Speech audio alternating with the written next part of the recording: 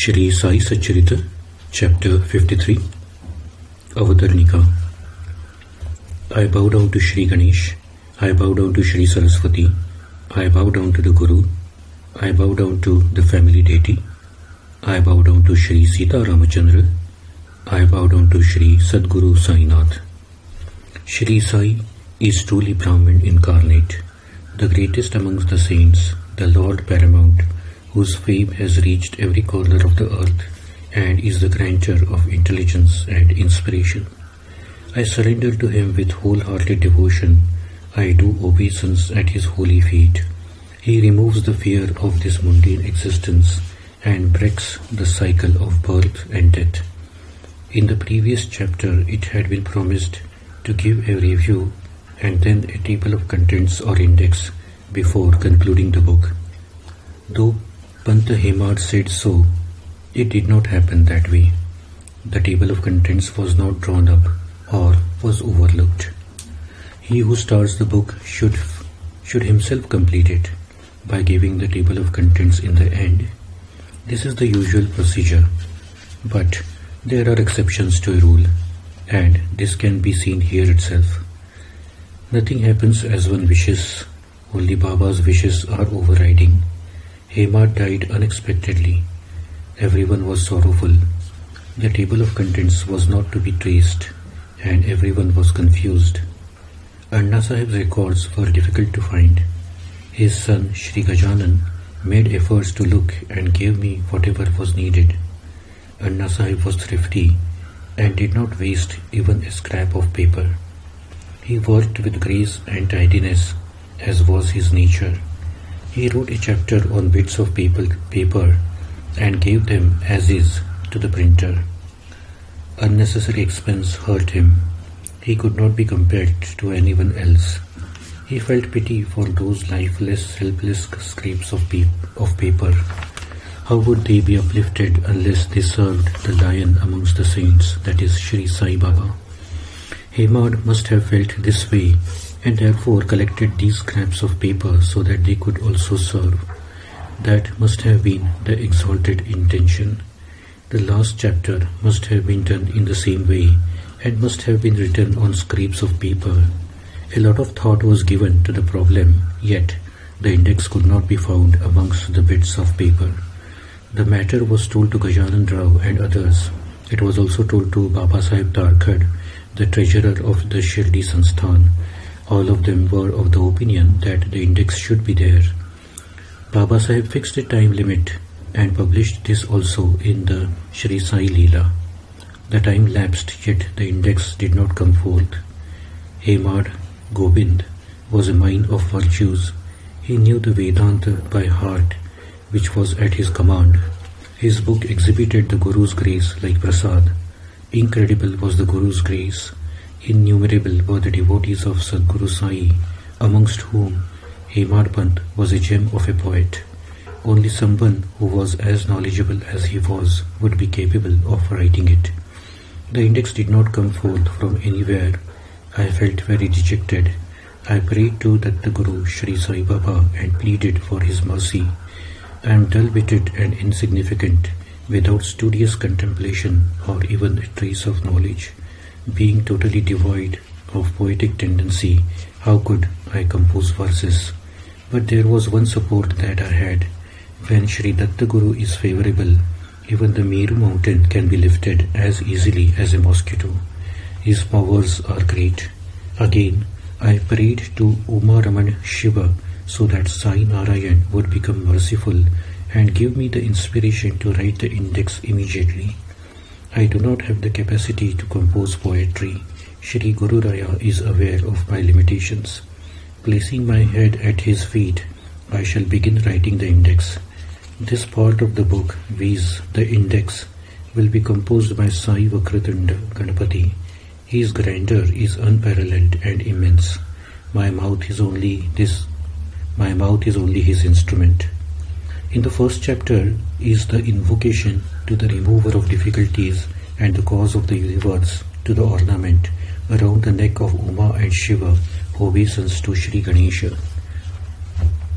Obeisance also to the wonderful goddess of speech, full of wisdom, Shree Sharada, who entices the world and is the grantor of whatever is desired. Obeisance to the Lord Sai, the family deity, the relations, the Guru brethren, the saints and the virtuous people who are incarnations of God, and surrender to the Sadguru, who is the abode of salvation.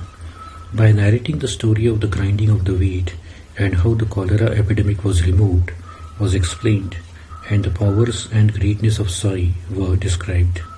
In the second chapter, the purpose for writing the book is given, also the naming of Hemad Pant, the end of the debate of the necessity of a Guru, and the first darshan of Hemad. In the third chapter, it has been fully explained how the permission was given for writing the book by Sai's own words and the story about Rohila. Next, the reason for the appearance of saints and sages who are ornaments of the rulers of the world on the earth has been explained in detail. And the first arrival of Sai, avatar of Datta, son of Atri, the wish-fulfilling tree in Shirdi village, all that is described in the fourth. The disappearance from Shirdi village and the reappearance in the company of the well-to-do Patil, which surprised all. The gathering of Ganga Gir and other saints, the carrying of water in pots on his head from afar to create a garden is all fully mentioned in the fifth. In the sixth chapter, the big festival of Ramanavami, where Balabua was the Kirtankar and the renovation of the masjid is narrated in detail. Next is about yogic practices of Samadhi, Khanda Yoga, Dhoti Pothi, etc., whether Baba was a Muslim or a Hindu, the unfathomable inner self of a saint. Baba's dress, behavior, giving of medicines, smoking of chilim, caste, dhuni, lamps, his illness, and service to him incomprehensible was the sight of all this. The seventh by the learned poet excellently narrates matters about Bhagoji Shinde's leprosy, the medicine for the plague affecting Khaparde's son, and Nana's Pandharpur Darshan idea, the unique greatness of human birth, the description of the mode in which Sai asked for alms, the service of Baizabai to the saints, and the offering of food to Baba with her own hands. How Baba, Tatya and Bhaisapati, all of them slept in the masjid at night, and Baba's excessive love for both of them, which was identical, and the mutual love of Baba, who was the repository of peace and knowledge, and Kushal Chand of Rahata village, is all delightfully narrated in the 8th chapter. How gratefully Tatya Sahib Nolkar and Tatya Patil, who were great devotees as well as the English gentlemen, repented for not following instructions. How Baba made an offering to the 5 elements before savoring the food which had been given as alms. How Baba was qualified to seek alms is cleverly explained. An excellent story of how the famous Baba Sahib Tarkad, the staunch Prarthana Samajist, became a devotee of Sai wholeheartedly are all given in the 9th chapter. Yogeshwar Baba's bed, of a plank 4 hands long and a span in width, hung from the rafters. A touching account of when Baba first arrived in Shirdi, how many years he lived there, and when he left the mortal coil. Though calm and desireless within, outwardly demonstrating a demonic nature, and Guru Raya's unfailing inclination to lead the people together on a particular path. The Sadguru's tremendous skill in teaching the Veda Shastras and the essence of religion, spirituality, and the code of behavior, and testing the intellects of the devotees as well as the non-devotees.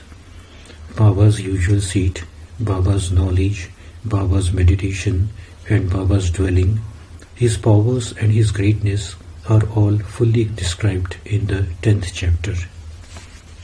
Baba's fame everywhere as being the embodiment of Satchidananda, Dr. Pandit's loving devotion, and the narration of the behavior of Siddiqui Falke, his control over the clouds, his incredible power over fire, and his protection from strong winds are interestingly described in the 11th chapter.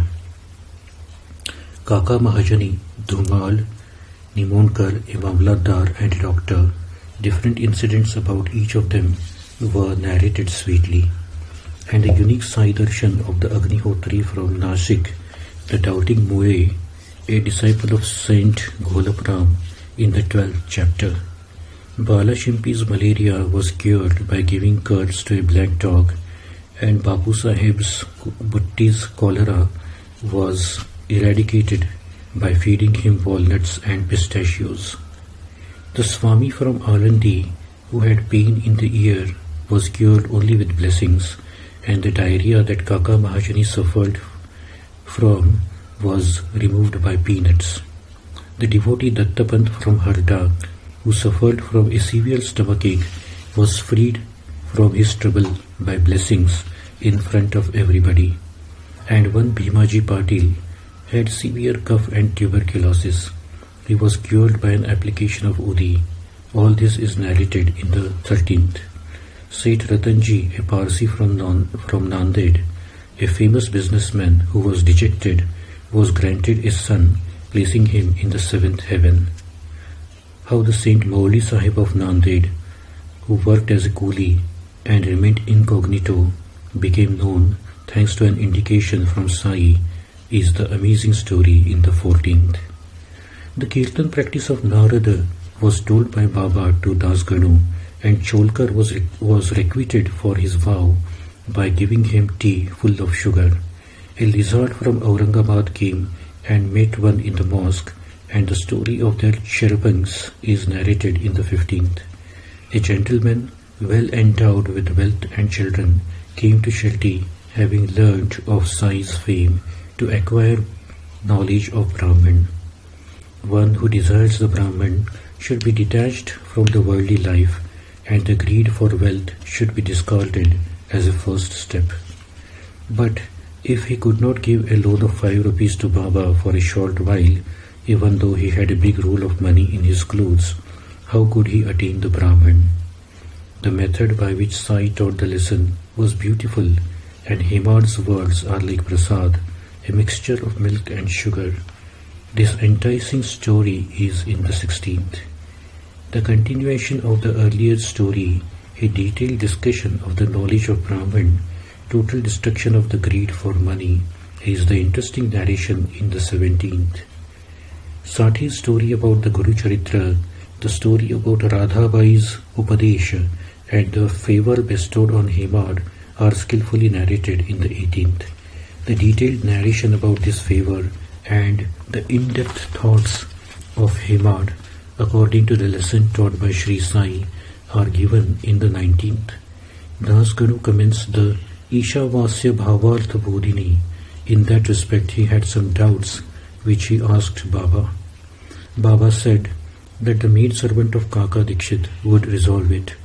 The Sadguru's greatness is extraordinary. An interesting narration of it is in the 20th.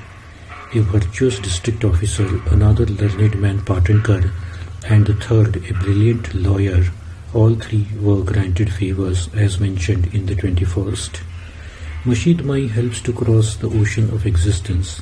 It is none other than Dwarka Mai. Baba said this to all the people, but no one understood its deepest meaning. The virtues of Mashid Mai were praised. Mirikar and Butti were saved from snake bites.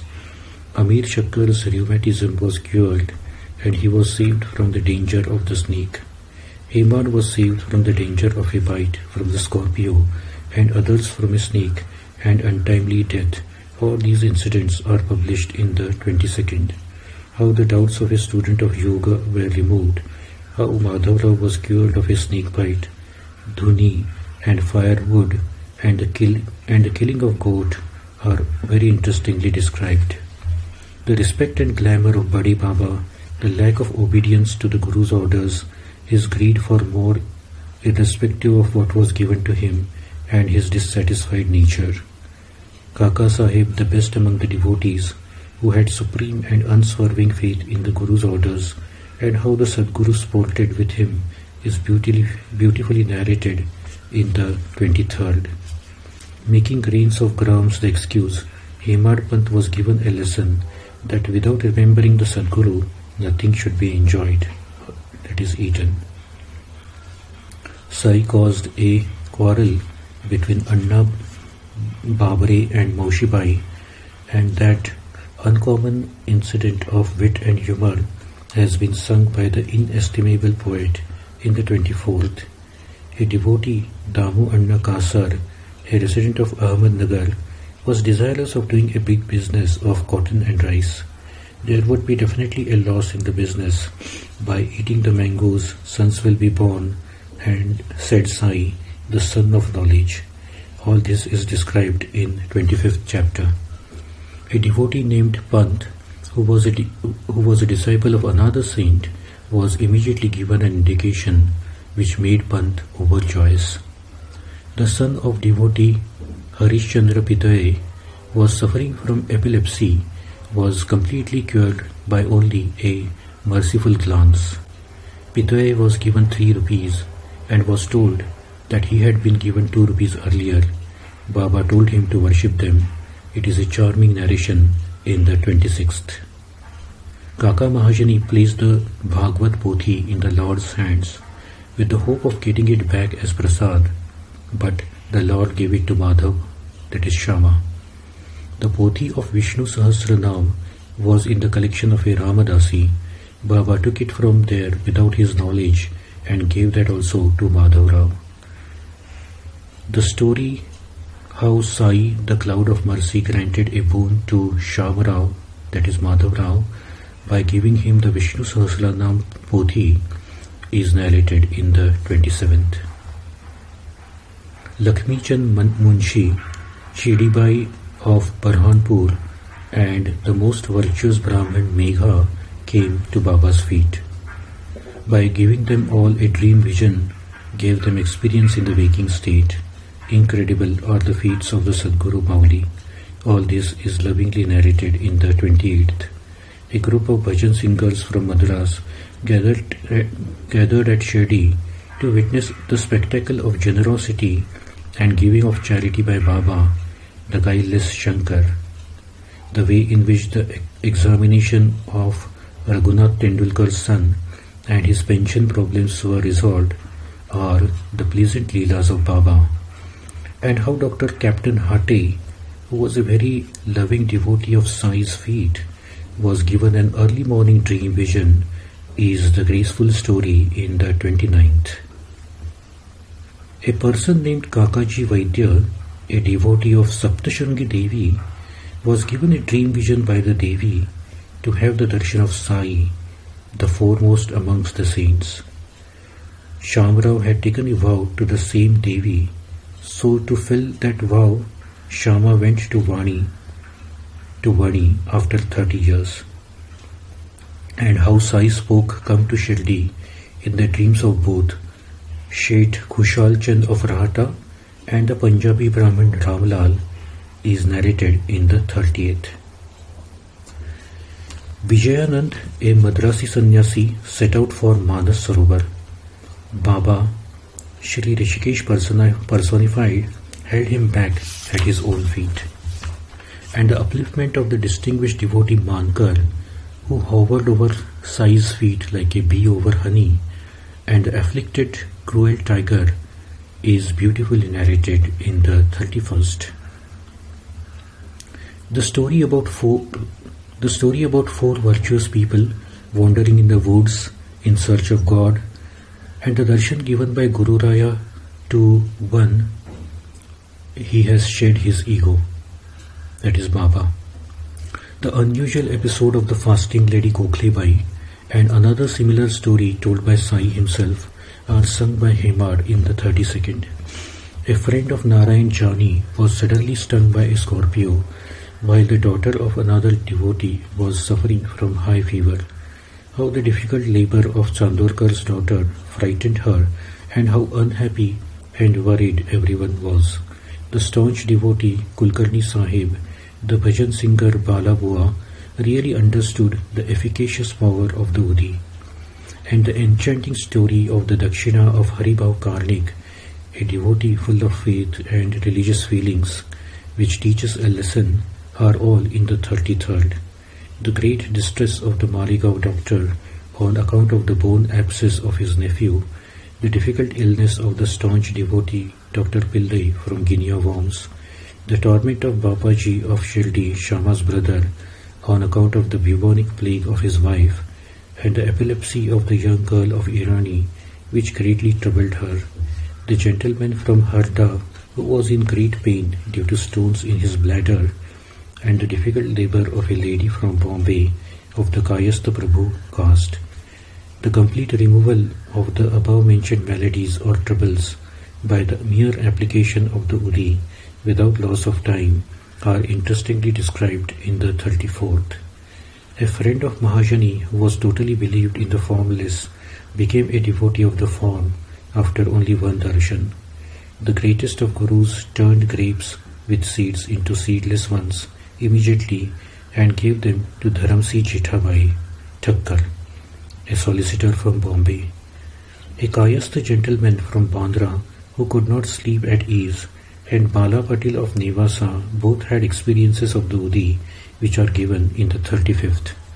Two gentlemen from Goa had separately taken different vows, one for getting a job and another for finding a thief. Both had forgotten their vows, but Sai Samartha made them remember. Who can describe the fame of him who had the knowledge of the past, present and future and was omnipresent? The wife of Sakharam of Aurangabad rushed to Sai's feet for the boon of a son. How her wish was fulfilled by giving a coconut is the story told with a purpose in the 36th.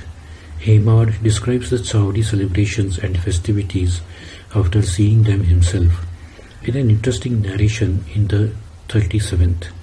After putting different ingredients, a variety of items were cooked in the handi, cooking pot, and distributed as prasad, lunch, to all. A pleasing narration of it is in the 38th. The elucidation of the verse from the Gita, Tatvidhi Pranipatena, is told to Chandorkar to remove his false pride about his knowledge of Sanskrit.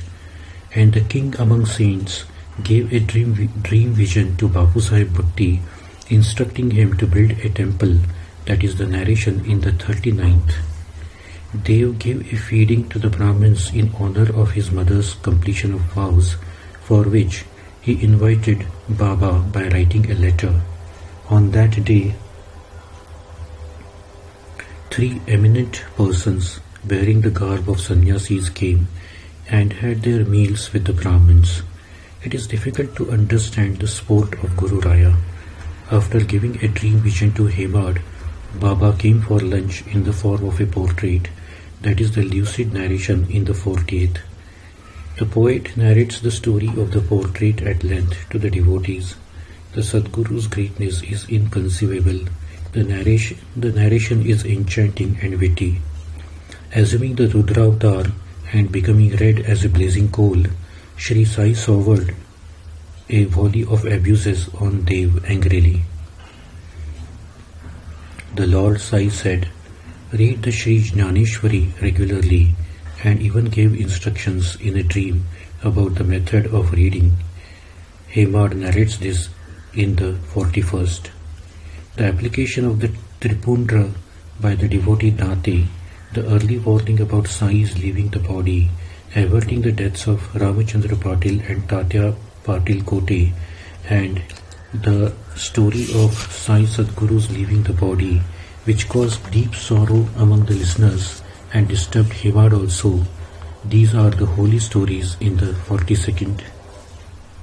The story about Baba's leaving the body, which was certainly incomplete in the previous chapter, is completed by Hemad Pant in the 43rd and 44th. Once when Kaka Sahib Dikshit was reading the Ekanath Bhagavad with Kaka Mahajani and Madhav Rao, had some doubts. Madhav Rao clarified the doubt, but Dikshit was not convinced or satisfied. Anandarao Pakhade narrated a dream, and that removed the doubts. Sai Samartha gave an explanation why Malsapati could not possibly sleep on a plank hung from the rafters, all stories skillfully told in the 45th. Baba's deeds are wonderful. He remained fixed in one place, but roamed everywhere, showing people his miraculous appearances. Strange were his travels to Kashi and Gaya. The gem among saints told Shama to go and attend the wedding celebrations of the son of Chandorkar, and Shama saw Baba at Gaya in a portrait at that time. The earlier life story of two goats was narrated himself by Sai. The three-eyed one, pleasing, sweet, holy and deep, is the story narration in the 46th. Similarly, a story about a snake and a frog, or a greedy moneylender and a borrower, and their previous lives is told by Sai, who is truly Brahma, Vishnu and Shankar. Enmity, murder and death have to be repaid, and for that there is rebirth. That is the nectar-like story that Baba imparts in a heartwarming narration in the 47th. One staunch devotee Shevde and the manner in which he faced his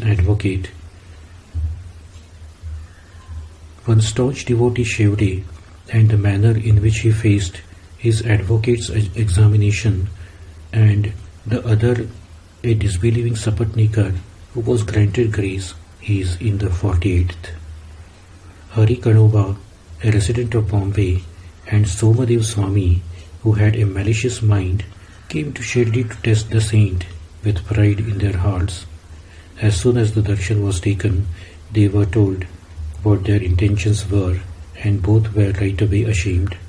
They were attracted to Sai's feet, and their sins of many lives were obliterated. While sitting near Baba, Chandorkar's mind was disturbed, and his emotions were aroused by seeing a beautiful woman. This story is narrated in the 49th. Raghunath's son, that is Govind Dabholkar, gives in detail the meaning of Tatvidhi Pranipatina, giving arguments in support and justification in the 50th. How Hari Sitaram Dikshit, the devotee Balaram Dhurandhar, and an advocate named Pundalik of Nanded arrived initially at Shirdi. Each one's story is marvelous. Hearing them, the listeners were amazed and their devotional feelings were aroused. All this is narrated in the 51st. After reviewing the book, Hemad asked for a boon, that the wickedness of the evil-minded be destroyed and that the virtuous are protected. Surrendering at the Guru's feet and offering him his head and his pen, the book is completed and his objective is achieved in the 52nd. Govind Rao completed the series of chapters of Shree Sai Satcharita in this manner. I lovingly bow to his feet and also to the Guru, who is the mother of the whole universe. Giving the summary of each chapter itself is called the Avtarnika. It is the right or virtuous path for those desiring of attaining liberation. It may be scornfully neglected, considering it to be a ragged border for a beautiful mantle or robe. But this humble one appeals to the clever listeners to hear it once. Just as a black mark is put on the forehead of a plump, lovely child to ward off the evil eye, Bal Dev has applied this black mark in the form of this Avtarnika to this robe. This beautiful book is like a well-flavored meal, and the chapters are like the different items. Buttermilk is necessary for digesting such a meal if heartily partaken. This Avtarnika is written for that purpose. The book is the ever-fruitful, wish-fulfilling cow, and each of the chapters are holy and pure. The Avtarnika is the necklace of the black beads put round the neck to avert the evil or malignant eye. So be it. I will explain to the best of my ability the method that Panta Hemad uses for the compilation of the chapters. Listeners should hear it with respect. At the outset, there is praise for Sadguru, and then there is narration of the Vedanta, description of Sai as Brahman incarnate, followed by narration of experiences. To begin with, Hemad was well versed in Shastra and literature, and with the propitiation of Sadguru Sai, he was overnight turned into a genius, so that he could create this book like a well-flavored meal.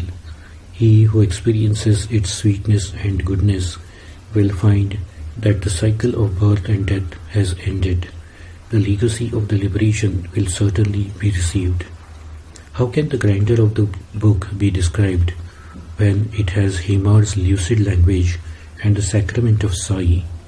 Truly, it is the mixture of milk and sugar cane juice. There may be many authors, but they do not have the authority of sacramental language for which a real Sadguru is needed, who is the support of the universe and the concert of Rama. Even if the Shastras are studied, such a book cannot be written without the Guru's grace. This is absolutely true. Who can describe Shree Sai Satcharita? How incomparably worthy is the book for which an author like Hemad Pant was found. It is the supreme good fortune for seekers of liberation. As long as the book exists on this earth, its fame will spread amongst the people. Govind Rao has given a timely abundance of wealth for the seekers of liberation. Twice blessed is this surpassing book, which is the outcome of Sai Sadguru's favor. It will be honored by seekers of liberation, and it will overcome their poverty of thought. Because of the store of good deeds done in innumerable past lives, Govind Rao got this opportunity to do this service for Sai, which bore sweet fruit in the authorship of this book. Hemad Pant was a staunch devotee, poet, and fond of the knowledge to be gained from the Vedanta. He was devotedly attached to Sai's feet day and night. The subject of Vedanta is very deep. Without the combination of detachment, devotion, and knowledge, and the grace of the Guru, it is impossible to write such a book. These are not chapters, but sockets of gold, in which the priceless gems of the stories have been studied, and from which sparks of knowledge and meaning have been drawn by Govind Rao with an immense effort. The different chapters are the fragrant garlands of flowers offered to the neck of Shree Sai Sadguru by Govind, the loving child, to the best of his ability and with pure devotion. The various chapters are pure pots of gold, which are filled with Shree Sai Satcharita, like the waters of the Ganga, by the son of Raghunath, to drive away the pride of the seekers of liberation. In the canopy of the battlefield of various books, the son of Raghunath has raised victory pillars of the chapters for destroying the demons of evil feelings, deceit, and false pride with the sword of his intellect. The book is a 5-wick lamp studded with gems to wave round the king among saints. The chapters narrate the stories which are wicks of oil, the light of which brings detachment and peace. The book is Maya, which entices the world. The chapters are arms raised high, and the meaning of the stories are bracelets worn on the upper arm, decorating the body ready to embrace Sai, Brahman incarnate. The Sai Satcharita is the universal sovereign amongst books. The chapters are pleasing, clever minstrels, narrating faith, knowledge, the Vedantic beauty, and its vast glory. The Sai Satcharita is the marketplace for spirituality, and each chapter therein is an emporium. The stories of the experiences are the objects fully stocked there, arranged neatly by the greatest among the saints. The book is as formidable as the span of the Ganga. The chapters are the compact ghats of just proportions. The flow of stories is sweet as nectar and vast by the Guru's grace and formidable greatness. It's not just a book, but a wish-fulfilling tree, which the people engrossed in mundane existence find barren, but for the seekers of liberation, it gives only the actual experience of liberation. This alone can be called a real memorial, which destroys the darkness and tribulations of the mundane existence and saves from the hell of greed and illusion. It is certainly a giver of peace, The author Govind Rao, by being a bee at the lotus feet of Sai Sadguru, always savours the newly drawn sweet honey. His surname was Dabholkar, and he was engaged in serving the British government. He was learned, full of humility, well behaved and well qualified.